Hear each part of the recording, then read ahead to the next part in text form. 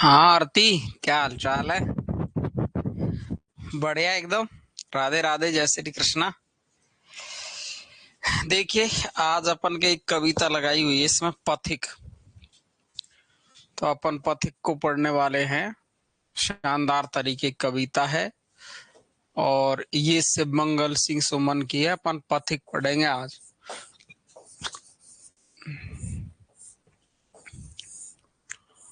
पथिक, ठीक है ना भाई।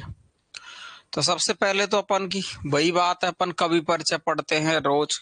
तो कवि परिचय में अपन को एक तो जन्म और उनकी कुछ रचनाएं इंपॉर्टेंट होती है, वो पढ़नी पड़ती है।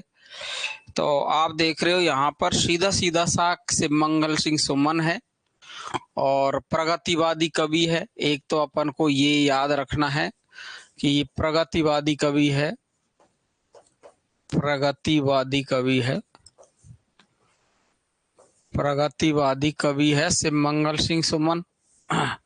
इनका जन्म 1915 में हुआ है। 2002 में इनकी मृत्यु हो गई है। एक प्रसिद्ध हिंदी कवि है, शिक्षाविद थे। उनकी मृत्यु के बाद भारत के तत्कालीन प्रधानमंत्री ने कहा था कि शिवमंगल सिंह सुमन केवल हिंदी कविता के क्षेत्र में एक शक्तिशाली चिन्ह नहीं थे, बल्कि वह अपने समय की सामूहिक चेतना के संरक्षक भी थे। उन्होंने केवल अपनी भावनाओं का दर्द व्यक्त किया है और बल्कि जो युग के मुद्दों पर भी निर्भीक रचनात्मक रचनाएं की है ना।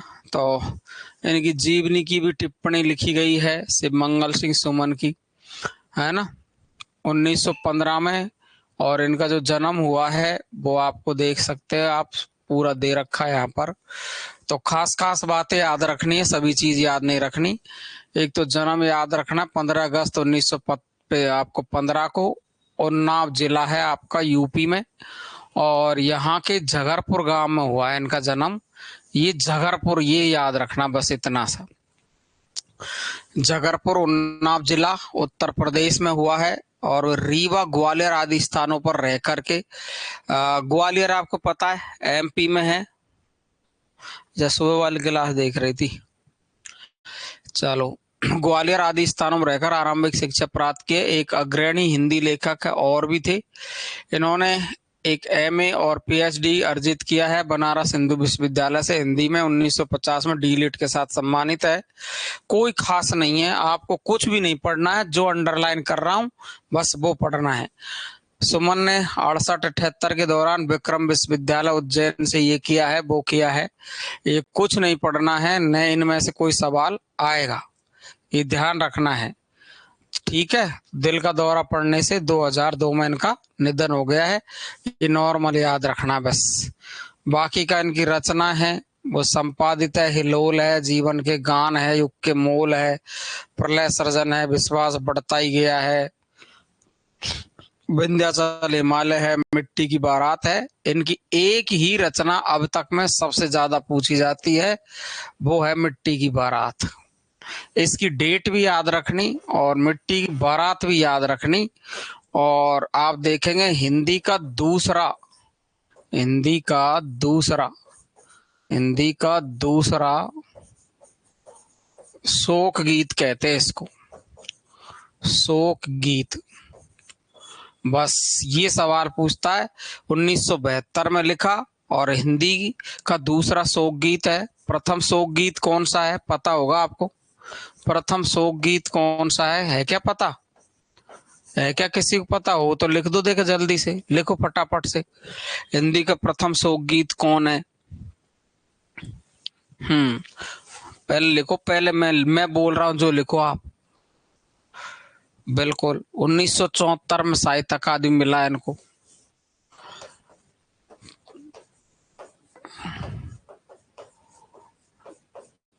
में साहित्य अकादमी मिला है। साहित्य अकादमी एक साथ ही करवा देंगे, पूरे पूरे है ना, करवा रखे भी मैंने। हिंदी का रणधीर मोहम्मद, अबे यार गलत बात है ये तो, कतई गलत बात है आरती। हिंदी का प्रथम शोक गीत कहलाता है, आपको बता देता हूं, निराला की रचना है और निराला द्वारा लिखी गई है, सरोज स्मृति। सरोज स्मृति, सरोज स्मृति, जिसमें इसके निराला के सारे घर वाले हैं वो एक एक करके खत्म हो जाते हैं। बिल्कुल, एक एक करके खत्म हो जाते। दिनेश एकदम राइट है, एक एक करके सब खत्म हो जाते हैं। ये सरोज बचती है, जो सरोज इनकी बेटी है, ये इसको अपनी ससुराल में यानी सरोज के मामा नानी के यहाँ पर रखते हैं। तो बाद में जब ये जवान बेटी हो जाती है तो ये इसकी शादी करते हैं, और जब शादी करते हैं तो ये अपनी पत्नी के सारे लक्षण इसको इसमें दिखाई देते हैं सरोज में, कि जैसे इनकी पत्नी थी यानी सरोज की माँ थी वैसी वैसी सरोज है, सीधी सादी अच्छे गुणों वाली है ना। बाद में ये सरोज भी मर जाती है, तो तब जाके इन्होंने सरोज स्मृति लिखी थी, जिसे हिंदी का सबसे बड़ा शोक गीत कहा है। पहला शोक गीत हिंदी का सरोज स्मृति है, और दूसरा शोक गीत है वो है मिट्टी की बारात। ठीक है, ध्यान रहेगा। तो बस केवल ये रचना पूछता है इसकी, कटे अंगूठे की बदनीर, कोई खास बात नहीं है। 74 में इनको साहित्य अकादमी मिला है, बस 72 में लिखी, 74 में साहित्य अकादमी। और ये इनकी संपादित रचना सांसों का हिसाब, चलना हमारा काम, कुछ नहीं आएगा इसमें से, है ना। पतवार, सोनी सांझ, व्यवस्था, मैं बड़ा ही जा रहा हूँ, आवार पर आंखें नहीं भरी, मृतिका दीप, जल रहे हैं दीप, जलती है जवानी। इसके भाग 3 है, जल रहे दीप जलती जवानी के भाग 1, 2 और 3 है ना। बात की बात, हम पंछी उन्मुक्त गगन के, एक ये रचना आपको ध्यान रखनी है। हम पंछी उन्मुक्त गगन के, एक ये रचना इनकी पूछी जाती है, ध्यान रखेंगे। ठीक है ना, एक ये वाली रचना याद रखेंगे, बाकी का और कुछ लेना देना नहीं है। तूफाने की ओर घुमा दो नाविक, मेरा देश जल रहा है, कोई नहीं बुझाने वाला, सहमत स्वर, इसके 5 भाग आए थे, ये अपन ध्यान रखना है। और अंगारे और धुआं, मैं अकेला और पानी बरसता है, चल रही उसकी कुदाली, मिट्टी की महिमा, रणभेरी, ये रणभेरी कभी कभी ये थोड़ा सा ध्यान रख लेना। गद्य की रचना है,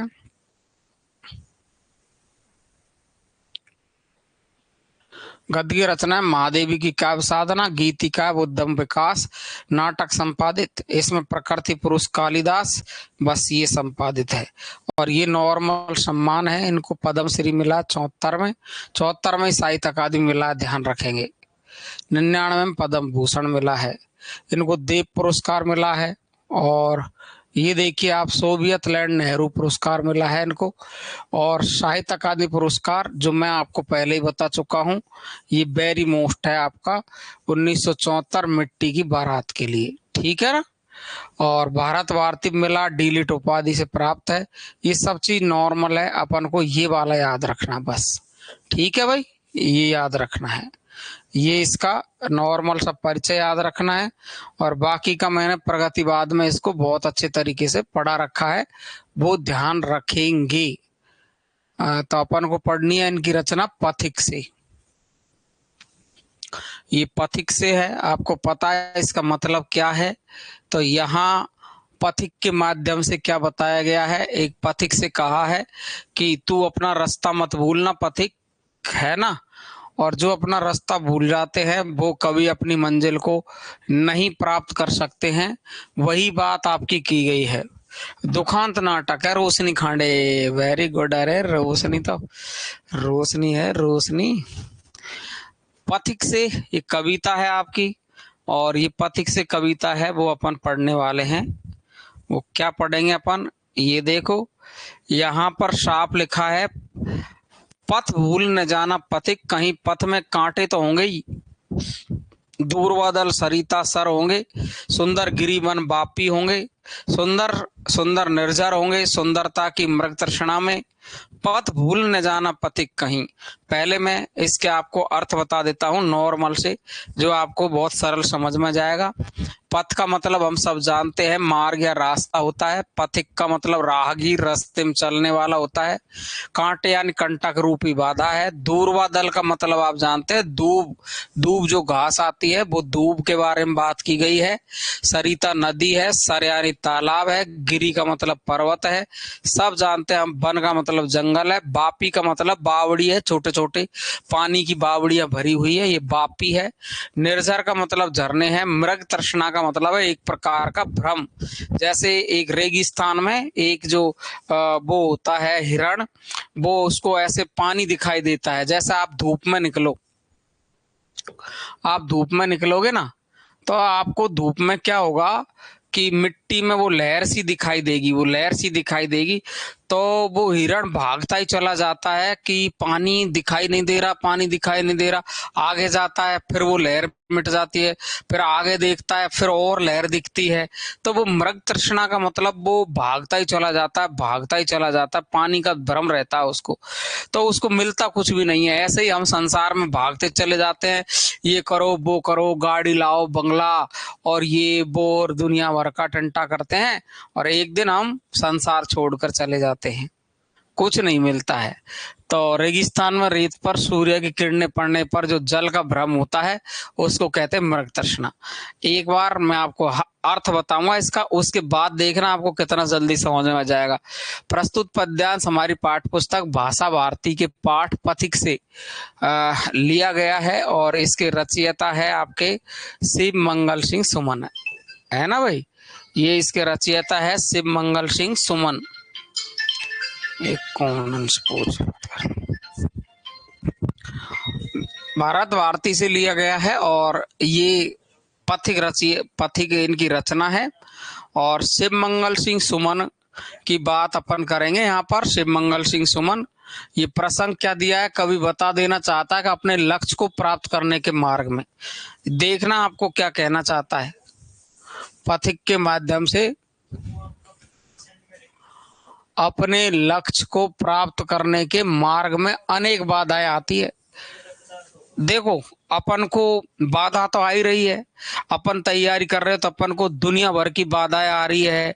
आने हमारे घर का काम भी पड़ रहा है, कभी कोई आदमी बीमार हो रहा है, कभी बच्चे बीमार हो रहे हैं, कभी पति नहीं पढ़ने दे रहा है, कभी पत्नी नहीं पढ़ने दे रही है, कभी सास नहीं पढ़ने दे रही है, कभी पति से लड़ाई हो रही है, कभी ननद से लड़ाई हो रही है, कभी मुझे ये जाना है, कभी वहां ये करना है। ये कितने सारे अपन को बाधाएं आ रही है रास्ते में, लेकिन जो इन सब बाधाओं को काट करके रात में दिन में कभी पढ़ाई के लिए टाइम निकालेगा, वही सफल हो जाएगा। तो कवि क्या बताता है इसमें, अपने लक्ष्य को प्राप्त करने के मार्ग में अनेक बाधाएं आती है, परंतु उस मार्ग में बहुत से सुहावने दृश्य भी होते हैं। ऐसे जरूरी नहीं है कि कांटे ही कांटे मिले आपको हर रास्ते में। हर रास्ते में कांटों के साथ में आपको अच्छे फूलों के बगीचे भी मिल सकते हैं, आपको अच्छा बगीचा मिल सकता है, बाग मिल सकता है, रास्ता मिल सकता है, अच्छी चीजें देखने को मिल सकती है प्रकृति की। तो सुहावने दृश्य भी है जो हमें अपनी ओर आकर्षित करते हैं, लेकिन हमें उनके सौंदर्य के बुलावे में नहीं आना चाहिए कि ये सुंदर चीजें हैं। तुम आए पढ़ने के लिए कहीं, और तुमको एक साथी अच्छा मिल गया और तुम उसमें खो गए। खो जाते लड़के लड़कियां ऐसे ही, कि जयपुर में पढ़ने आए, दिल्ली में पढ़ने आए, इलाहाबाद में पढ़ने आए, एमपी में आपके आपके इंदौर में पढ़ने आए, और वहां पर कोई भी एक मिल गया, हेलो बाय हुई, और चलो भाई अब तो इसके साथ ही मजे लूटने हैं, जिंदगी इसके साथ जीनी है। एक दो साल जब तक में आपका समय, जो बेस्ट समय चल रहा था, जिसमें आप अपने लक्ष्य पर पहुंचने वाले थे, जिंदगी बनाने वाले थे, वो समय निकल जाता है, और पीछे रोते रहो, रोते रहो, रोते रहो। तो उस सौंदर्य के भुलावे में नहीं आना हमको। ये पथिक के माध्यम से यही बताया, कोई रास्ते में चलेगा तू, बाधाएं तो आती है, लेकिन बहुत अच्छी चीजें और मिलती है, जिनके चक्कर में पड़ गया तो खत्म है मामला। हाँ, और क्या। लड़का देखने को आने बोल रहा, तो लड़के को रोक देना, मुंह परीक्षा दे लेंगे पहले, मास्टर नहीं बढ़ूंगी, फिर लड़के लड़के चक्कर काटेंगे, तो टेंशन ही मत ले। रुक जा लाला थोड़ी सी दिन, तब खूब देखियो तू मेरे को, खूब आंख फाड़ फाड़ के, और फिर जो के मैं अपने आप ही शादी कर लूंगी, है ना। और रोशनी नौकरी जरूर लगेगी, देख लेना भला, इसी में कह रहा हूँ, इंतजार कर ले। अब देखो देखो, लेकिन हमें उनके सौंदर्य के बुलावे में नहीं आना है कि लड़का तो जोरदार है, शादी और नौकरी वाला है, एकदम गोरा भूरा लंबा चिट्टा है, ये तो मेरे लायक ही है, लेकिन यूं पता नहीं है कि उसके भ्रम में एग्जाम छूट जाएगी। हाँ, आंखें फाड़ फाड़ के देख ले। सौंदर्य के बुलावे में नहीं आना है, हमें तो केवल अपने कर्तव्य पथ पर आगे बढ़ते रहना है। यही बात आपको पथिक के माध्यम से बताइए, क्या कहना चाहते हैं कवि, देखिए। ये देखो, हे पथिक, तुम अपने मार्ग को मत भूल जाना। अपने लक्ष्य को प्राप्त करने के मार्ग में अनेक बाधाएं, कांटे अवश्य आएंगे, परंतु इसके विपरीत वहां कोमल दूब, घास के पत्ते भी होंगे, नदियों के अच्छे अच्छे दृश्य भी होंगे, मनोरम तालाब भी होगा, पर्वत होंगे, वन होंगे, बावड़ी होगी, अति सुंदर जंगल होंगे, वहां अति सुंदर झरने भी बह रहे होंगे। राहगीर, हे राहगीर, हे रास्ते में चलने वाले, तुझे यह ध्यान रखना पड़ेगा कि सुंदरता का भ्रम तुझे अपने लक्ष्य प्राप्ति के सही मार्ग से भटका न दे। तू अपने सही मार्ग को भूल मत जाना। तो देखो, यही बात इसके थोड़े से माध्यम से कही है इसने। ये ले अनुज जी को जो क्लास ले रहे, वो तो 3 बजे ही फ्री होंगे ना। उठा तो एक बार लंबी बात करा। अगर देखो आप, तो आप देखेंगे, या 1 मिनट होल्ड रखेंगे, आप 1 मिनट होल्ड रखेंगे। अनुज जी, हाँ जी यार, 3 बजे छूटेगी।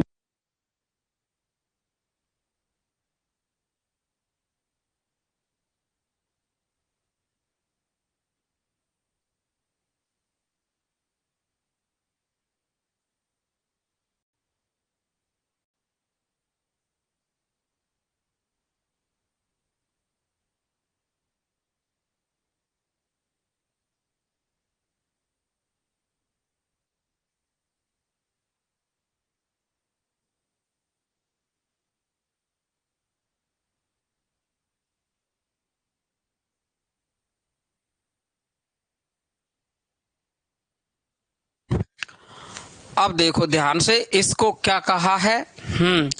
रोशनी जी क्या कह रही, पहले तो इनकी बात सुनूंगा मैं।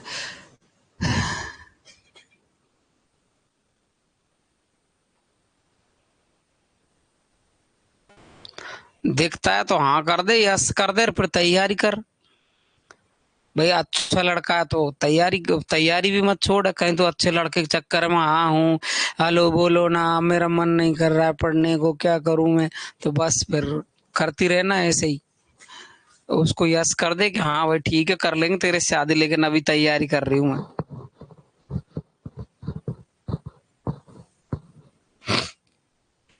ये देखो, इधर आ जाओ, अब समझ लो। पथ भूलने जाना पथिक कहीं। हे पथिक, हे राहगीर, हे रास्ते में चलने वाले, तुम ये जिस रास्ते पे तुम चल रहे हो ना, इसको भूल न जाना। पथ में कांटे तो होंगे ही, पथ में आपको रास्ता में कांटे तो होंगे ही। कांटे का मतलब यहाँ बाधा से लिया गया है, यानी हमको बाधा तो आएगी अपने जीवन में, लक्ष्य लक्ष्य तक पहुंचने में बाधा तो आएगी, लेकिन उसमें आपको उस रास्ते में दूर बदल अच्छी अच्छी चीजें मिलेंगी। धूप मिलेगी, हाँ, अच्छी सुंदर धूप, हरी सरिता नदी मिलेगी, सर यानी तालाब मिलेंगे, और सुंदर गिरी, ये पर्वत मिलेगा। ये देखो, ये पर्वत, सुंदर पर्वत मिलेगा, सर यानी तालाब भी मिलेंगे, सुंदर सुंदर, नहाने का मन करेगा कि तैर तैर के नहाऊं। और वन और बापी, बापी यानी बावड़ी भी मिलेगी, और वो बावड़ी भी देखने का मन करेगा आपका। ये सब चीज मिलेंगे। इसका मतलब ये है कि हमारे जीवन में हमको विचलित करने वाली बहुत सारी चीजें मिलेंगी। इनका मतलब है जीवन में विचलित करने वाली बहुत सी वस्तुएं मिलेंगी, जीवन में विचलित करने वाली बहुत सी वस्तुएं। ये विचलित करने वाली चीज है, विचलित करने वाली, विचलित करने वाली वस्तुएं हमको दिखाई देंगी, हमको दुनियादारी बहुत दिखेगी। इसका मतलब ये कांटे तो होंगे ही, लेकिन दूर बादल, सरिता, सर होंगे, सुंदर गिरी होगा, वन, पहाड़, आपकी सुंदर सुंदर बावड़ियां दिखाई देगी, सुंदर निर्झर होंगे और झरने भी होंगे। नहाने का मन करेगा कि झरने में कूद लूं थोड़ी सी देर और फिर नहाऊं। सुंदर सुंदर झरने होंगे सुंदरता की मृग तृष्णा में। इस सुंदरता रूपी संसार है, इस सुंदरता रूपी संसार में कि वो तो बैंक में काम भी करता है, लंबा पूरा गोरा चिट्ठा है। मेरा तो मन चकित हो रहा है इस सुंदरता की मृग तृष्णा में। जैसे एक मृग भ्रमित हो जाता है जल को लेकर के, वैसे ही तुम इस संसार की सुंदरता में खो मत जाना। आओ जी। भूल न जाना पथिक, गौरव है वैसे ही। तो देखो ध्यान से क्या कहा आपको यहाँ पर, पथ भूल न जाना पथिक, पथ में कांटे तो होंगे ही, कांटे तो होंगे ही, लेकिन दूर बादल भी मिलेगी, सरिता मिलेगी, यानी आपको पथ से भ्रमित करने वाली चीजें बहुत सारी मिलेंगी, है ना। दूर बादल, सरिता, सर, तालाब, पहाड़, वन, बावड़ी, सुंदर झरने, है ना। सुंदरता की मृग तृष्णा में इस सुंदरता की संसार की जो सुंदरता है इसमें खो मत जाना, भूल न जाना पथिक कहीं। हे पथिक तू भूल नहीं जाना।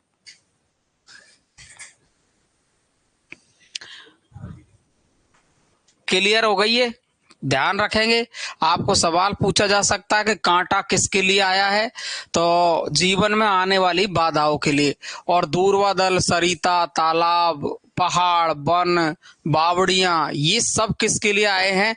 संसार में हमको जीवन में विचलित करने वाली बहुत सारी सुंदर वस्तुएं दिखेगी, बहुत सारी चीजें अलग अलग पर मन करेगा हमारा कि मैं ये जी लूं मेरा जीवन, लेकिन उसमें आप विचलित मत हो जाना।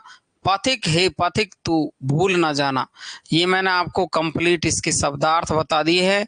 इसके बाद में मैंने इसका अर्थ भी बता दिया है कि इसमें आपको बताया गया है कि हमारी पाठ्य पुस्तक भारत भाषा भारती के पाठ पथिक से अवतरित है।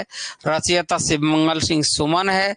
अपने लक्ष्य को प्राप्त करने के मार्ग में अनेक बाधाएं आएगी, लेकिन इस सौंदर्य के भुलावे में आ नहीं जाना, नहीं तो मारे जाओगे। ठीक है। हे पथिक तुम अपने मार्ग को मत भूल जाना, अपने लक्ष्य को प्राप्त करने के मार्ग में, लक्ष्य को प्राप्त करने के मार्ग में, ये लक्ष्य है आपकी परीक्षा। ये देखो लक्ष्य को प्राप्त करने के मार्ग में अनेक बाधाएं अवश्य आएगी, परंतु उनके विपरीत वहां कोमल दूब घास के पत्ते होंगे, नदियों के अच्छे अच्छे दृश्य भी होंगे, है ना। मनोरम तालाब भी मिलेगा, पर्वत, पहाड़, है ना, और वन, बावड़ी, ये अति सुंदर जंगल होंगे, वहां अति सुंदर झरने भी होंगे। परंतु ही राहगीर, ये सब चीज क्या है? ये है दिखावा, संसार का भुलावा। ठीक है। ये जो सब चीज ये जो प्रतीक आए हैं, तुझे यह ध्यान रखना पड़ेगा कि सुंदरता का भ्रम तुझे अपने लक्ष्य प्राप्ति के सही मार्ग से भटका नहीं दे, तो अपने मार्ग को भूल मत जाना। ठीक है ना। तो रोशनी, ये पाठ आज का तुम्हारे लिए ही आया है, मुझे ऐसे लग रहा है। कि लल्लू तो बड़ा सुंदर है, बैंक में काम कर रही हो, गुरुजी मेरो मन भटक रही हो, तो ध्यान रखियो लाली।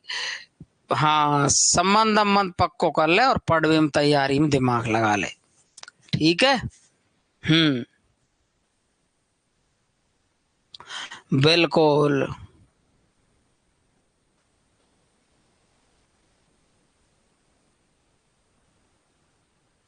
ठीक है। अब देखो अगला चलते हैं अपन आगे। अगला पाठ, जब कठिन कर्म पगडंडी पर, जब आपके सामने कठिन कर्म दिख रहा है कि नौकरी लगना बहुत कठिन है, तो जब कठिन कर्म पगडंडी पर राही का मन उन्मन होगा और रास्ते में चलने वाला जो राहगीर है उसका मन उदास हो जाएगा। जैसे हमारे मोहन जी है, जैसे काम नहीं मिलता उदास हो जाते, भाई मैं क्या करूँ आप बताओ आप, है ना। तो ये रास्ते में आपको पता है कि कठिनाई आती है, ये जीवन कठिनाइयों से भरा है। जब कठिन कर्म पगडंडी पर राही का मन उन्मन होगा, उन्मन का मतलब उन्मना हो जाएगा, उदास हो जाएगा। जब सपने सब मिट जाएंगे कर्तव्य मार्ग सम्मुख होगा। जब सारे सपने मिट जाते हैं, जब कर्तव्य मार्ग सम्मुख, जब ऐसे कहते हैं कि जब कर्तव्य का मार्ग सामने दिखाई देता है कि मुझे उन ऊंचाइयों पर पहुंचना है, तो सारे के सारे सपने खत्म हो जाते हैं। तब अपनी प्रथम विकलता, जो अपनी प्रथम विकलता है, यानी मैं विफलता पर मैं घबराता नहीं हूं, ऐसे घबराना भी नहीं चाहिए। विफलता होता है, आदमी लड़ता है तो एक तो गिरता ही है। तब अपनी प्रथम विफलता में पथ भूल न जाना पथिक। अगर तू कहीं असफल हो गया है तो इसमें भी तू रास्ता मत छोड़ देना कि मैं तो अब हार गया, अब कभी जीत ही नहीं सकता ना। दूसरी में जीत सकता, तीसरी में जीत सकता, जीतेगा जरूर, छोड़ेगा नहीं वो। बस यही कहिए कि जब कठिन कर्म पगडंडी पर राही का मन उन्मन होगा, जो इस पगडंडी पर, इस रास्ते पर जिस पर तुम अपने लक्ष्य को प्राप्त करना चाहते हो, उस पगडंडी पर राही का मन उन्मन हो जाता है, क्योंकि वो रास्ता उसको कठिन दिखाई देता है, उदास हो जाता है। जब सपने सब मिट जाएंगे, कर्तव्य मार्ग सम्मुख होगा और ये सपने सब खत्म हो जाते हैं। और अपनी प्रथम विफलता में, यानी अपनी जो पहली असफलता है, उसमें तुम विचलित मत हो ना, पथ भूल न जाना पथिक कहीं। तो देखो बड़ा सीधा सा है कि राही पगडंडी पर कर्म के कम चौड़ा मार्ग होता कर्म का। राही यानी राह पर चलने वाला, उन्मूलन यानी उदास या खिन्न होना, सपने यानी कल्पनाएं, जो कल्पनाएं हैं हमारी कि मैं ये करूंगा वो करूंगा, है ना। रोशनी सोच रही होगी दुल्हन बन के वो चक्कर पे घूमूंगी, है। अब देख ध्यान से, तो मिट जाएंगे, समाप्त होंगे। कर्तव्य मार्ग उत्तरदायित्व का निर्वाह, सम्मुख यानी समक्ष, और प्रथम यानी पहली, विफलता यानी असफलता। संदर्भ पूर्व की राह। कवि सलाह देता है कि कर्म के मार्ग पर चलते रहने की जो कल्पनाएं हैं अपने आप मिट जाती है। वो कल्पना जो मैंने सोची है वो सारी कल्पना मिट जाएगी, वे साकार होने लगती है अगर आदमी अपने कर्तव्य पथ पर चलेगा। तो इसमें साफ साफ लिख दिया है कि अपने लक्ष्य की ओर अग्रसर होने में पथिक के मार्ग में अनेक बाधाएं आती ही है। राही का मन कई बार इससे घिरकर उदास हो उठता है, कभी कभी उदास हो जाते हैं, और होते भी है, सच में होते हैं, है ना। जब उसकी कल्पनाएं मात्र कल्पनाएं लगने लगती कि यार मैं तो सोच रहा हूँ, मेरी तो नौकरी लगी नहीं रही है ना, मैं तो सोच रहा हूँ मुझे काम ही नहीं मिल रहा है, तो हम भ्रमित हो जाते हैं, उदास हो जाते हैं। तब उसके सामने केवल कर्तव्य मार्ग ही होता है, एक ही रास्ता बच रहा है कि मैं काम करूं, आगे बढ़ूं, अपने आप ही बढ़ा देता है ईश्वर। यदि किसी कारण से पहली बार उसे असफलता मिलती है तो उस कर्तव्य पथ पर आगे बढ़ने वाले राहगीर को अपना मार्ग ही भुला देना चाहिए कि अब भूल जाओ उसको, जो गया समय वह मार्ग से भटक न जाए, अर्थात उसे अपने कर्तव्य को पूरा करने में जुटा रहना चाहिए। अपने भी विमुख पराये वन, और अपने विमुख पराये वन आंखों के सम्मुख आएंगे, और अपने जो खुद के, जो अपने जिनको तुमने मान रखे कि ये अपने हैं, ये मेरा है, ये मेरी है, ये किसी का नहीं है, वो तो मैं तो उसके बिना जी नहीं सकता, मैं तो उसके बिना रह नहीं सकता, रह नहीं सकती, ये सब चोर बदल जाएंगे, कोई अपने सामने नहीं हो। अपने भी विमुख पराये वन, अपने भी विमुख हो जाएंगे यदि आपको सफलता नहीं मिली तो। आप यहाँ आ गए और उसके बाद आप सफल नहीं हुए तो कह देंगे ये तो जयपुर में घूमता था, इसने तो कुछ नहीं किया, इसने फालतू समय खराब किया है अपने जिंदगी का, और कुछ लेना देना। तो अपने भी विमुख पराये वन, अपने भी विमुख हो जाएंगे, पराये बन जाएंगे, वो भी आंखों के सम्मुख आएंगे और पराये बन बन करके अपनी हंसी उड़ाने के लिए अपने सामने जाएंगे कि वाह क्या कर लिया। पग पग पर घोर निराशा के, और पग पग पर आपको घोर निराशा छाई हुई दिखेगी, काले बादल छा जाएंगे। काले बादल का मतलब है हमारा समय बिल्कुल खराब हो जाएगा अगर कर्तव्य पथ पर नहीं चलेंगे तो। तब अपने एकाकीपन में पथ भूल न जाना पथिक। लेकिन अगर ऐसा हो जाए कभी तो तुम अकेलेपन में, जब तुम्हारे सामने सब अपने भी पराये बन गए हैं, तो अपना ये अकेलेपन में तुम अपने रास्ते को मत भूल जाना, अपने रास्ते पर चलना, आपको वो रास्ता मिलेगा, वो मंजिल भी मिलेगी और वो मंजर भी आएगा और समुद्र चल के आएगा, है वही है। विमुख विरुद्ध पराया, दूसरे, सम्मुख सामने, निराशा ये ना उम्मीद होती है। काले बादल विपत्ति या कठिनाइयों के लिए काले बादल आया है, ये ध्यान रखेंगे, छा जाएंगे या गिर जाएंगे। एकाकीपन, अकेलापन, कठिनाइयों के आ जाने पर भी अपने कर्तव्य मार्ग से पीछे नहीं हटना चाहिए।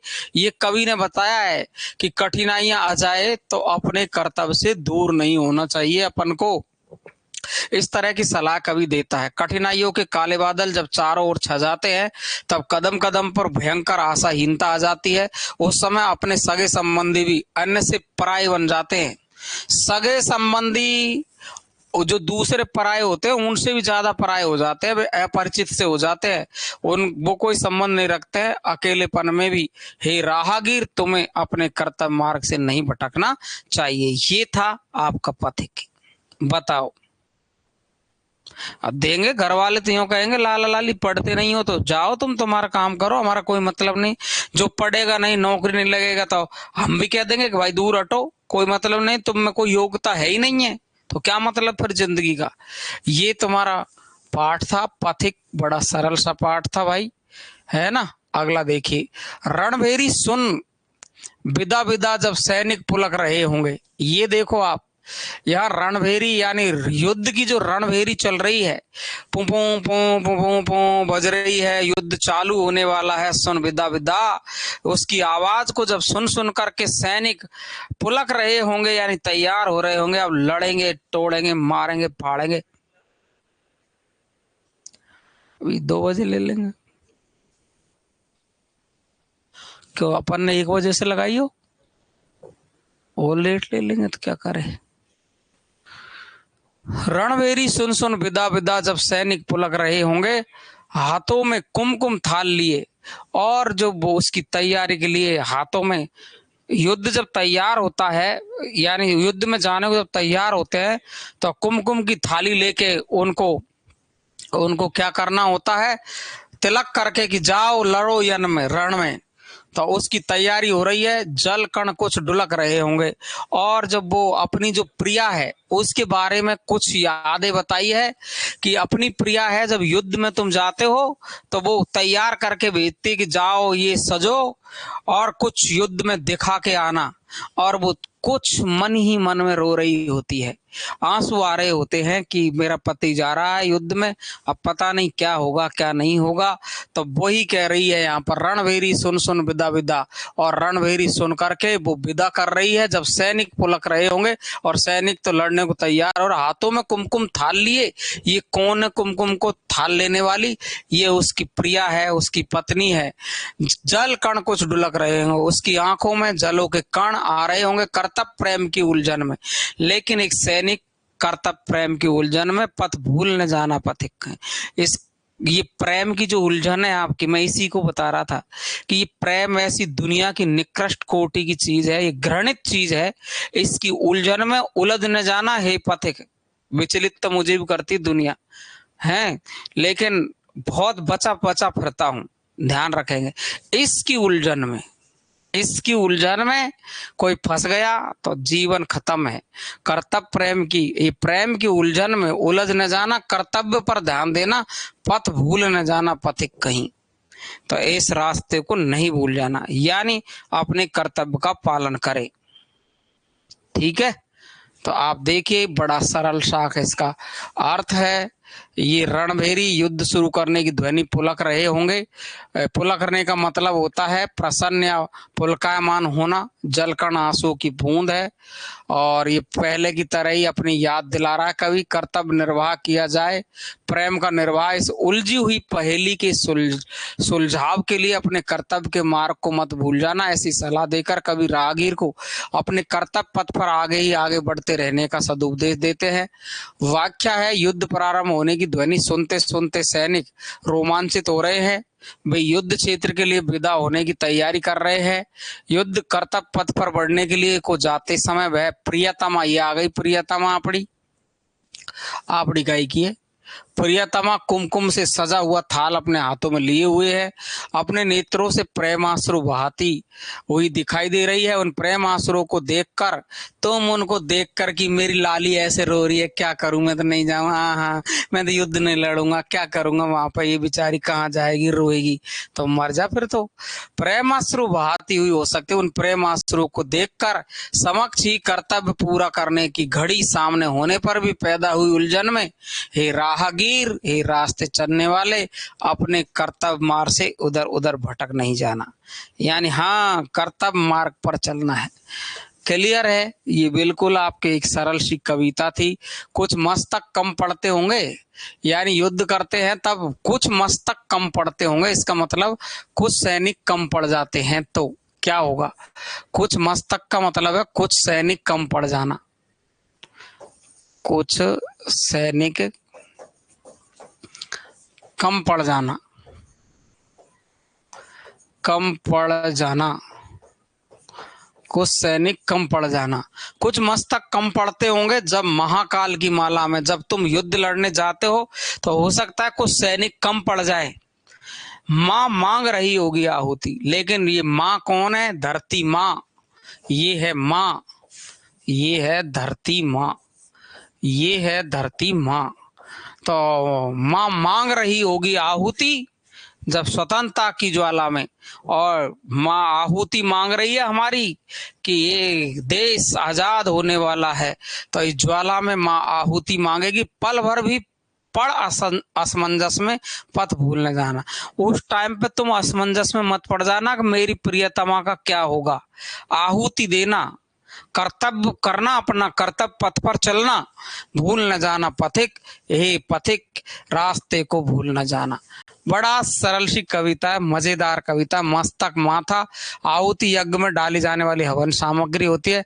असमंजस दुविधा होती है। किसी भी प्रकार की दुविधा में पड़े बिना कर्तव्य का निर्वाह करते रहना। कोई दुविधा में पड़ना ही नहीं है, कर्तव्य पथ पर चलना है। युद्ध की देवी उन बहादुर वीरों की संख्या कम होने पर भी, ये युद्ध की देवी है धरती माँ, या युद्ध की देवी कह सकते हैं अपन।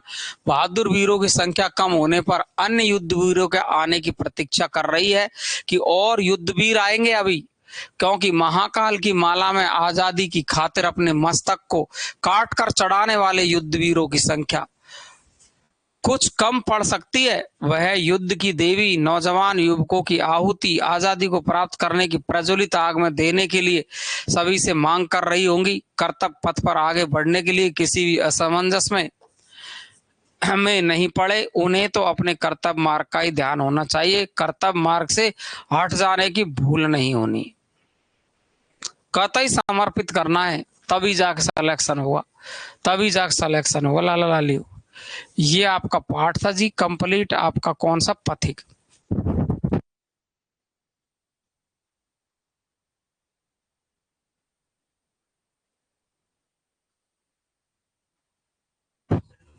है कर दे, 2 बजे की कर दे। अब का ही करे तो, और जाना तो पढ़ाना तो पड़ा। अगला कौन सा पाठ है भैया? कन्हैयालाल मिश्र प्रभाकर, कौन से में कवि परिचय? दो दो आ रहे इसमें। भगवान के डाकिए रामधारी सिंह दिनकर को है। रामधारी सिंह दिनकर ओ आयो जी। डाकिया पे ले चलो तुम, भगवान के डाकियों से मिलाता हूँ। ओ किसो आयो भाया?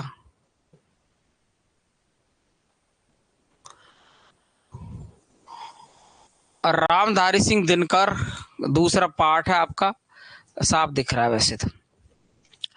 रामधारी सिंह दिनकर का है, और अपन पढ़ेंगे भगवान के डाके। जीवन परिचय। जनचेतना के गायक और क्रांतिकारी कवि है रामधारी सिंह दिनकर का जन्म बिहार में हुआ है साहब। बिहार प्रांत के सिमरिया गांव में हुआ है। सिमरिया और जिला बेगूसराय में हुआ है। पुराना जिला मुंगेर बिहार में हुआ है 1908 में। इसका जन्मदिन मोस्ट है, ध्यान रखेंगे, 1908 में हुआ था। ये इनका कवि परिचय। बाकी रामधारी सिंह दिनकर मैंने बहुत अच्छे तरीके से आपको साहित्य में पढ़ा रखा है। हाँ, छोटा सा पाठ अभी पढ़ा देता हूँ इसको, टकाटक वाला है ना। उन्होंने बीए की तक की शिक्षा ग्रहण की है। उनके पश्चात उन्होंने एक माध्यमिक विद्यालय में प्रधानाचार्य के रूप में काम किया है। जन्म याद रखना, बिहार में सिमरिया जिला बेगूसराय, सिमरिया जिला बेगूसराय, पुराना जिला मुंगेर 1908 में। बस यहाँ तक की बात याद रखनी, कुछ याद नहीं रखी। ये विभागन में खूब घूमते रहने दो, कोई मतलब नहीं है हमें। खूब घूम जचे जहाँ घूम। राज्यसभा का सदस्य मनोनीत हुआ, एक ये बात ध्यान रखनी है। राज्यसभा के सदस्य मनोनीत किए गए थे, इनको ये ध्यान रखेंगे। और 1974 ईस्वी में इस काव्य का मनीषी का देहांत हो गया है। ये 74 में तो बाबा चले गो, बाबा गयो, तो ध्यान रखेंगे बाबा गया है इस टाइम पर। आगे देखते हैं अपन। राष्ट्रीय भाव से जनमानस की चेतना को नई स्फूर्ति प्रदान करने वाले राष्ट्रीय कवि दिनकर छायावादोत्तर काल के सर्वश्रेष्ठ कवि है। ये देखिए, ये खास बात आपकी। छायावाद के बाद के कवि है, ये सर्वश्रेष्ठ कवि है। किसी अच्छा है, ठीक ठाक है, टेस्ट कर लिया आपने, पी भी ली।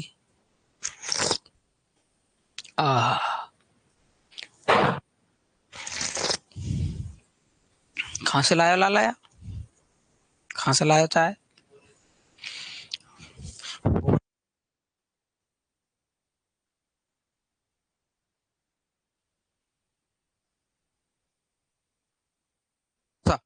तो छायावादोत्तर काल के सर्वश्रेष्ठ कवि थे, प्रगतिवादी कवियों में भी सर्वश्रेष्ठ समझा जाता है।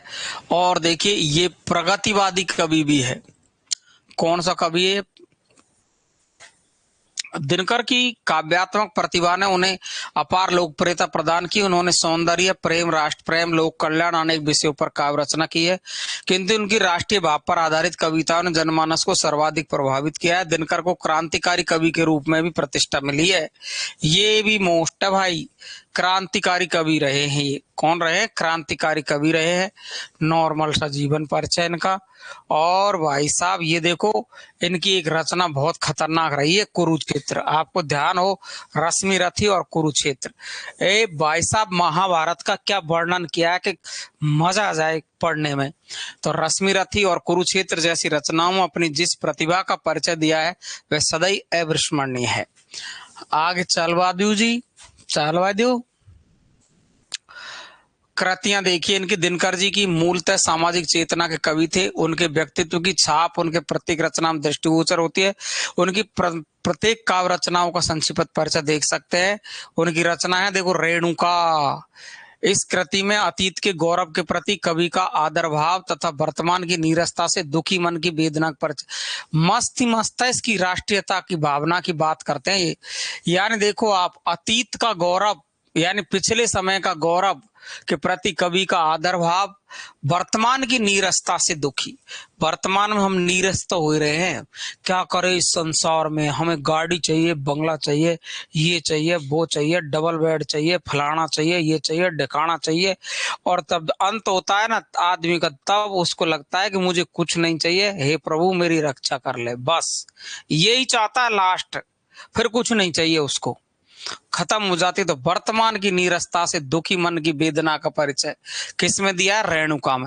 ओंकार इस काव्य रचना में वर्तमान दशा के प्रति आक्रोश व्यक्त किया है कि वर्तमान की जो दशा है बिल्कुल आधुनिक युग की गीता है कुरुक्षेत्र साहब। रसवंती इस रचना में सौंदर्य का काव्य में वर्णन है। सामधेनु रचना है, सामाजिक चेतना और स्वदेश प्रेम तथा विश्व वेदना संबंधी कविताएं संकलित है।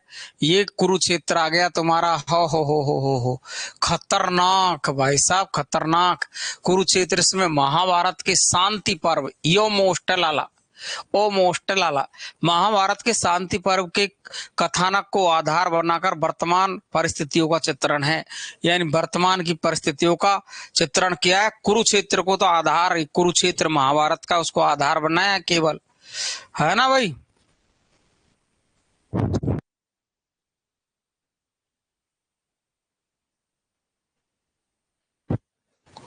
देखो उर्वशी रश्मि रथी,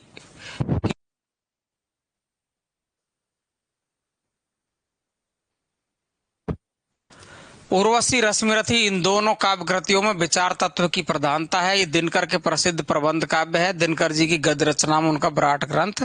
संस्कृति के 4 अध्याय उल्लेखनीय है। और आपको पता हो तो संस्कृति के 4 अध्याय पर इनको मिला है साहित्य अकादमी। क्या मिला है इनको? साहित्य अकादमी मिला है संस्कृति के 4 अध्याय पर। इनके अतिरिक्त इनके कई समीक्षात्मक ग्रंथ यहाँ पर मिलते हैं। ठीक है भाई, चलो भाई ये तो फालतू की बातें आ गई। और तो अब देखिए अपन को चलना है पाठ पर। पाठ पर आते हैं। कहाँ गया भगवान के डाकिए? आ भाई भगवान के डाकिए। अभी देखते देखो भगवान के डाकिए क्या कहते हैं।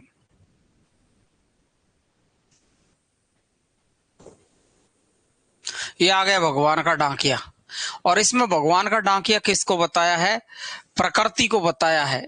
यानी हमारा जो बादल है या सुगंध है ना, ये अपन के जो बादल है, पशु पक्षी है, ये पक्षी है, इधर उधर घूमते जाते हैं, इधर चले जाते हैं इनके पंखों के साथ, यहाँ की खुशबू दूसरे देश में चली जाती है। तो कवि कहता है कि मनुष्य मनुष्य तो है ही डाकिया, लेकिन मनुष्य के साथ में पक्षी भी भगवान के डाकिए हैं।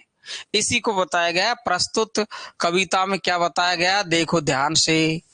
ओ देखियो जी, प्रस्तुत कविता में कवि ने पक्षी और बादल को भगवान का डाकिया बताया है। तो बादल को और ये देखो पक्षियों को, बादल को, ये बादल यहाँ से पानी को सोखेगा, यहाँ से पानी को सोख करके चला जाएगा और पानी को टाइम है आपके पास?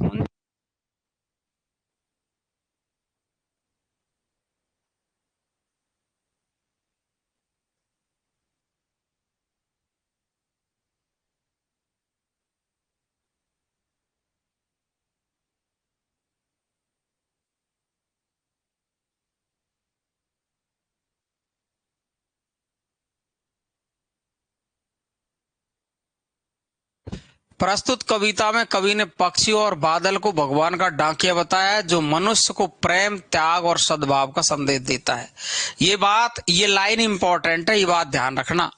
ये पक्षी और बादल को भगवान का डाकिया बताया है, और ये भगवान के जो डाकिए हैं वो मनुष्य को प्रेम और त्याग और सद्भाव का संदेश देते हैं। मनुष्य को संदेश क्या दे रहे हैं कि भाई हम तो किसी से भेदभाव नहीं करते, जैसे आज का मनुष्य ना, ऐसा हम भेदभाव नहीं करते हैं। आपको पता है, कहा भी है कि क्या बनाने आए थे क्या बना बैठे। सुन लो मोहन जी, क्या बनाने आए थे क्या बना बैठे, अरे इधर मंदिर बना बैठे उधर मस्जिद बना बैठे, हमसे तो वो परिंदे ही अच्छे हैं जो कभी मंदिर पर जा बैठे तो कभी मस्जिद पर जा बैठे। यानी इसमें यही दिखाया है कि हमसे तो अच्छे वो पक्षी है जिनमें ये भावना तो है कि मंदिर और मस्जिद में दोनों में अंतर नहीं करते हैं, मंदिर और मस्जिद दोनों में अंतर नहीं करते हैं। लेकिन आज का मनुष्य अपने भाई भाई में, अपने बहन भाई में, माँ बाप में, अपने दोस्तों में, अपनी मित्रता मंडली में दोस्त खाने बैठे हैं। यानी उन उन उन व्यक्तियों से अच्छे, उन व्यक्तियों से अच्छे आज के पक्षी है। यही संदेश दिया है कि आज की जो प्रकृति है वो तो भेदभाव नहीं करती है, लेकिन आज का मनुष्य भेदभाव करता है। इसको दिखाया गया है इस पाठ में। तो जो मनुष्य को प्रेम, त्याग और सद्भाव का संदेश दे रहा है कौन, की भगवान के डाके है पक्षी और बादल। ये बादल यहाँ से पानी सोखता है, दूसरे देश में जाके वर्षा देता है। अगर ये भेदभाव करता तो भारत का पानी भारत में बरसाता, एमपी का पानी एमपी में बरसाता, यूपी का पानी यूपी में बरसाता। लेकिन ये भेदभाव नहीं करते हैं, ये तो कहीं का पानी कहीं बरसा देते हैं। यही बात कही है इसमें, इसलिए भेदभाव नहीं करते हैं, प्रेम और त्याग का संदेश दिया है। कभी पक्षी और बादल का संबंध मनुष्य से जोड़ते हुए कहता है, पक्षी और बादल से मनुष्य का संबंध जोड़ते हुए कहता है कि ये दोनों भगवान के डाकिए हैं। कौन कौन? पक्षी और बादल और मनुष्य भगवान का डाकिया है। लेकिन मनुष्य तो भेदभाव करता है, पशु पक्षी भेदभाव नहीं कर रहे हैं। जिस प्रकार सरकारी डाकिया हमारे लिए हमारे प्रियजनों का संदेश लाता है, उसी प्रकार ये प्राकृतिक डाकिये हमारे लिए भगवान का संदेश लाते हैं। यानी भगवान का संदेश लाने वाले हैं कौन कौन? पक्षी और बादल। ये डाकिये किसी स्थान विशेष के लोगों के लिए संदेश नहीं लाते हैं। पक्षी आकाश में यहाँ वहां भ्रमण करते रहते हैं और बादल उमड़ घुमड़ कर पृथ्वी का चक्कर लगाते रहते हैं। इनका विचरण देखकर ऐसा लगता है कि ये भगवान के डाकिये हैं और भगवान का संदेश लेकर सभी देशों में जाके बरस जाते हैं। सभी देशों में जाकर क्या कर लेते हैं? ये बरस जाते हैं। अब देखो ध्यान से, ये भगवान के डांके जो भगवान का संदेश लेकर सभी देशों अर्थात पूरी पृथ्वी के आसपास घूम रहे हैं, ये सह संदेश मनुष्य में बांटते हैं, पर अपनी अज्ञानता के कारण मनुष्य उनका संदेश नहीं समझता है। मनुष्य को ज्ञान कहाँ है कि इन पशु पक्षियों से हम कुछ सीखें, इतना कहाँ है ज्ञान। तो मनुष्य में बांटते हैं, पर अपनी अज्ञानता के कारण मनुष्य उनका संदेश नहीं समझ पाता है। इन प्राकृतिक डाकियों की लाई चिट्ठियों को पर्वत, पेड़ पौधे, नदियां पढ़ती है। ये देखो आप, वेरी मोस्ट मनुष्य में बांटते हैं और अपनी अज्ञानता के कारण किसकी अज्ञानता? मनुष्य की अज्ञानता के कारण मनुष्य उनका संदेश नहीं समझ पाता है। इनका संदेश तो पक्षियों का, बादलों का संदेश तो प्रकृति के डाकिये ही समझ पाते। प्रकृति के डाकियों की लाई हुई चिट्ठियों को कौन कौन समझ रहा है? मोस्ट इंपॉर्टेंट, पर्वत, पेड़ पौधे, नदियां यही पढ़ती है। पर्वत, पेड़ पौधे, नदियां यही समझती है, क्योंकि हर देश में पर्वत पहाड़ है ना, पेड़ पौधे हर जगह पर है, नदियां हर जगह पर है। ये ही इनके संदेशों को बांच पाते हैं, पढ़ पाते हैं। पेड़ पौधे अपनी वायु से इधर की वायु को इधर ले जाएंगे, इधर की को इधर ले आएंगे। धरती अपनी सुगंध और धरती अपनी सुगंध, अपनी खुशबू को इधर से इधर फैला देती है। यहाँ की खुशबू उड़कर कहीं चली जाती है, कहीं की कहीं से कहीं आ जाती है। तथा नदियां अपना जल किसी सीमा विशेष में रहने के लिए नहीं रखती कि मैं तो सिर्फ यहाँ बहूंगी। नदी तो यहाँ का पानी दूसरी जगह ले जाती है। वे स्थान, जाति, धर्म, वर्ग आदि का भेदभाव किए बिना सभी को लाभान्वित करती है। इनके क्रियाकलापों को देखने के बाद हमें भी किसी से भेदभाव नहीं करना चाहिए। बस कि तुम प्रकृति से, पशु पक्षियों से ये सीखो कि हमें भी किसी से कोई भेदभाव नहीं करना चाहिए, जिससे कि ईश्वर का संदेश हमारे लिए भी सार्थक बन सके। कुल मिला के मैंने कहा कि यहाँ आपको केवल इतना ध्यान रखना है कि अपन को भेदभाव नहीं करना चाहिए। ये वाली बात है, मुख्य बात ये है। इन पक्षियों से, बादलों से हमें कुछ सीखना चाहिए। अब देखिए साफ, आओ जी, पक्षी और बादल ये भगवान के डाकिये हैं। प्रश्न यहीं से बनता है, भगवान का डाकिया किसे बताया है? पक्षी और बादलों को बताया है। इंपॉर्टेंट प्रश्न बनता है। ये भगवान के डाकिये हैं जो एक महादेश से, एक बड़े देश से दूसरे महादेश में चले जाते हैं। यहाँ का पक्षी उड़ता उड़ता कहाँ चला जाता है। जैसे हमारे भारत में साइबेरियन पक्षी आते हैं भरतपुर में, पता नहीं कहाँ से आते हैं बेचारे, आके चले जाते हैं। हाँ, काम करते हैं निस्वा यार, देखो दूसरे महादेश में चले जाते हैं। हम तो समझ ही नहीं पाते। हम तो का मतलब है हाँ मनुष्य, हम तो का मतलब अज्ञानी मनुष्य। कैसा मनुष्य? अज्ञानी मनुष्य। हम तो का मतलब है यहाँ पर अज्ञानी मनुष्य। तो हम समझ ही नहीं पाते, मगर उनकी लाई चिट्ठियों को कौन समझता है? उनकी लाई चिट्ठियों को मगर मनुष्य तो समझ ही नहीं पाता, अज्ञानी मनुष्य तो, मगर उनकी लाई चिट्ठियां पेड़ पौधे पानी पहाड़ ये ध्यान रखेंगे, ये समझ पाएंगे। कौन कौन? पेड़ पौधे पानी पहाड़। क्योंकि पेड़ किसी से भेदभाव नहीं करता, पौधा, पेड़ पौधा भेदभाव नहीं करता, पानी भी एक दूसरे का इधर उधर चला जाता है भाप बनकर यहाँ से वहां, है ना। पहाड़ हर जगह होते हैं, है ना। यही उनकी चिट्ठियों को बांचते हैं। यानी ये बादल और पक्षियों का जो भाव है उसको कौन कौन समझ सकते हैं? पेड़ पौधे पानी पहाड़, और ये ही बांच पाते हैं। मनुष्य बांच नहीं पाता है, इनके भावों को समझ नहीं पाता है। महादेश विशाल देश बांचते हैं, पढ़ते हैं। प्रस्तुत का पंक्ति हमारी पाठ्य पुस्तक बसंत भाग 3 में संकलित डाकिये नामक कविता से ली गई है। इनके रचयिता रामधारी सिंह दिनकर है।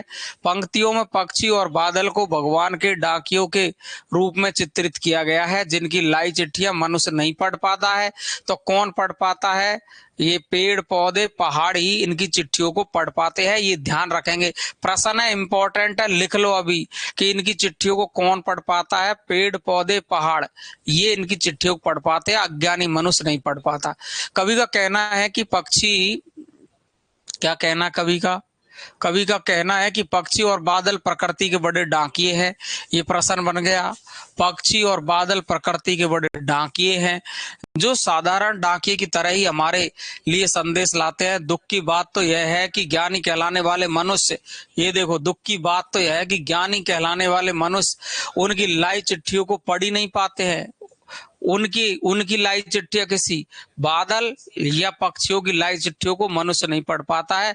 ये डाकिये किसी सीमा में बंधकर काम नहीं करते हैं, इंसान की बनाई हुई सीमाओं को नहीं मानते हैं। वे एक देश से दूसरे देश में बनाई हुई सीमाओं को नहीं मानते कि ये इस देश की सीमा, ये उसके, वो तो कहीं भी चले जाते हैं। वे एक देश से दूसरे देश में भगवान का भेजा हुआ प्रेम, भगवान का भेजा हुआ प्रेम, सद्भाव, समानता, एकता संदेश हमारे बीच फैलाते हैं। ये देखो भगवान का संदेश ये देते हैं। बिल्कुल ध्यान रखेंगे, यह संदेश हमारी समझ में नहीं आता है, पर पानी, पेड़ पौधे, ये देखो पानी, पेड़ पौधे, पहाड़ इन्हें भली प्रकार से पढ़ पाते हैं इनके संदेश को। बादल और पक्षियों के संदेश, ये प्रश्न है आपका। ये इन संदेशों से प्रभावित होते हैं और उसी के अनुरूप व्यवहार करते हैं। ठीक है, बिल्कुल क्लियर है। अगला देखो आप, नॉर्मल सा पार्ट है। पेड़ पौधे, पानी और पहाड़ में अनुप्रास अलंकार है। काव्यांश में मानवीकरण अलंकार है। ये वेरी मोस्टल है, ये तो हम कर ही लेंगे अनुप्रास तो, लेकिन जो पूरा काव्यांश है इसमें प्रकृति का मानवीकरण किया गया है, यानी प्रकृति से मानव जैसे कार्य करवाए जा रहे हैं संदेश देने का। यह कोई बादल और पक्षी कोई संदेश थोड़ी ना देते हैं, लेकिन प्रकृति से रामधारी सिंह दिनकर ने मानव जैसे कार्य करते हुए दिखाया गया है, इसलिए मानवीकरण अलंकार है। ठीक है, तो भगवान के डाकिये कौन है? कौन है डाकिये? पक्षी और बादल। और पक्षी और बादलों के द्वारा लाई गई चिट्ठी को कौन पढ़ते हैं? तो पेड़ पौधे या पहाड़, पानी, ये इनकी चिट्ठी को पढ़ पाते। मानवीकरण अलंकार है। काव्यांश की भाषा सरल सहज है, जिसमें आम बोलचाल के शब्दों का प्रयोग है। पक्षी और बादलों को भगवान के डाकियों के रूप में चित्रित करके अनूठी कल्पनाशीलता का परिचय दिया है दिनकर साहब ने। वास्तव में दिनकर को मान गए साहब हम तो। ये आ गए साहब, देखो ये क्या कहते हैं दिनकर साहब, हम तो केवल यहाँ आंकते हैं। हम तो केवल यहाँ क्या कर सकते हैं? आंकते हैं। आंकने का मतलब अनुमान। केवल हम तो यहाँ क्या लगा सकते हैं लालाओ? अनुमान ही लगा सकते हैं कि एक देश की धरती दूसरे देश को सुगंध भेजती है। हम तो अनुमान लगा सकते हैं कि एक देश की धरती एक दूसरे देश को सुगंध भेज देती है। यहाँ की खुशबू उड़ रही है जमीन की, अब पशु पक्षियों के पंखों के साथ, हवा के साथ यहाँ की खुशबू दूसरी जगह चली जाती है। तो वही तो कह रहे हैं कि हम तो केवल यह आंकते हैं कि एक देश की धरती दूसरे देश को सुगंध भेजती है, और वह सौरभ हवा में तैरते हुए। सौरभ, ये है सौरभ। सौरभ सुगंध, क्या है बेटा? सुगंध। सौरभ है सुगंध, और वह सौरभ यानी सुगंध हवा में तैरते हुए पक्षियों की पांखों पर तरती है। ये देखो वो सुगंध है, इस देश की जो सुगंध है, वो मैं कह रहा कि पशु उड़ते जाते हैं, उनकी पांखों पर तैरती हुई वो दूसरे देश में चली जाती है। यहाँ की खुशबू वहां, वहां की यहाँ। कहने का मतलब भेदभाव नहीं करते हैं। पक्षियों की पांखों पर तैरता है एक और देश का भाप, और जो पानी है हमारा, ये देखो भाप बन करके, ये भाप बन गया पानी, यहाँ का धूप से भाप बन गया और दूसरे देश में जाके बरस जाता है। दूसरे देश में पानी बनकर गिरता है। यहाँ का जो भाप है वो पानी है, वो दूसरे देश में जाकर के भाप बन के गिर जाता है। बड़ा सरल सा पाठ है, लेकिन भाई साहब आनंद तो आता है। देखो आप, आंकना, हिसाब लगाना, धरती यानी जमीन, सौरभ यानी सुगंध, पांख यानी पंख। अब देखिए ध्यान से, प्रस्तुत काव्य पंक्ति हमारी पाठ्य पुस्तक बसंत भाग 3 में संकलित भगवान के डाकिये नामक कविता से ली गई है। इसके रचयिता रामधारी सिंह दिनकर है। इन पंक्तियों में प्रकृति के विभिन्न अंग, पेड़ पौधों, पानी, पहाड़ आदि पर बिना भेदभाव के काम किए जाने का वर्णन है, कि ये किसी में भी भेदभाव नहीं करते हैं। कौन कौन? पेड़ पौधे, पानी, पहाड़ आदि बिना भेदभाव के काम करते हैं, इसका ही वर्णन किया है। वो नॉर्मल से भाया, प्रकृति के उपादान, ये प्रकृति के उपादान कौन है? पक्षी है, बादल है। लाई गई चिट्ठियों के अनुरूप ही व्यवहार करते हैं। हम तो केवल अनुमान ही लगाते हैं कि पृथ्वी पर एक स्थान के फूलों की महक हवा में तैरकर, पक्षियों के पंखों पर सवार होकर ये खुशबू जा रही है, दूसरे देश में जाती है। एक देश के तालाब, झील, नदी का पानी भाप बनकर उड़ता है, यानी यहाँ का पानी भाप बनकर दूसरी जगह बरस गया और वहां का पानी यहाँ आ गया।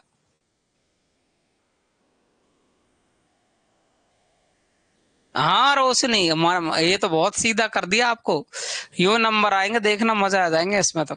और किसी अन्य देश के अन्य देश में जाकर के बरस जाता है। प्रकृति के डाकिये न तो किसी सीमा में बंध कर काम करते हैं और न ही अपने पराये की भावना से ग्रस्त रहते हैं कि ये मेरा है, ये उसका है, ये तेरा है, कोई लेना देना नहीं है इनको, अपना पेट भरा चलते रहते हैं। हमें भेदभाव मिटाकर काम करते हुए एकता का संदेश देते रहते हैं।